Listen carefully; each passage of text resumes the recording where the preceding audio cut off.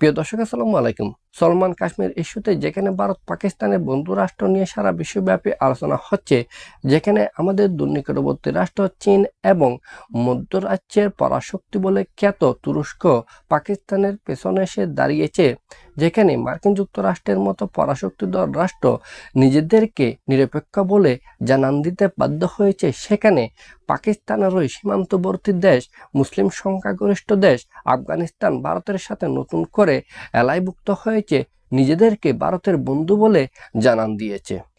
এখন কথা হচ্ছে, কেন এমনটি হলো?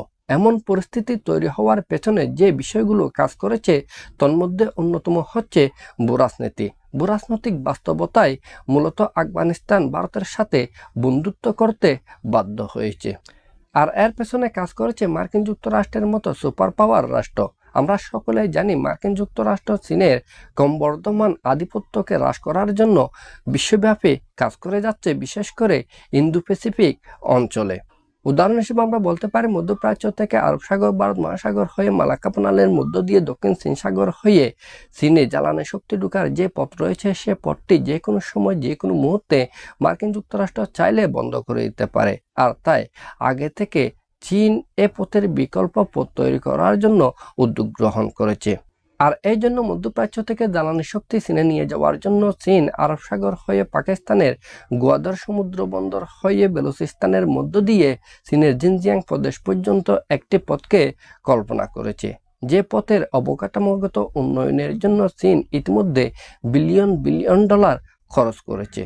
আর মার্কিন যুক্তরাষ্ট্রের সাথে সাথে আমাদের প্রতিবেশী দেশ ভারত চায় চীনের মালাক্কা প্রণালীর বিকল্প এই পথটিকে যে কোনো উপায়ে বন্ধ করে দিতে।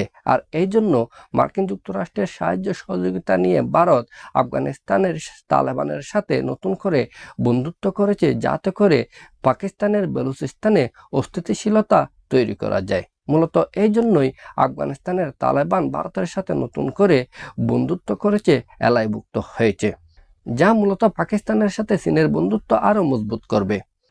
আমাদের পরবর্তী ভিডিও পাওয়ার জন্য আমাদের এই চ্যানেলটি সাবস্ক্রাইব করবেন। সবাইকে ধন্যবাদ। আসসালামু আলাইকুম।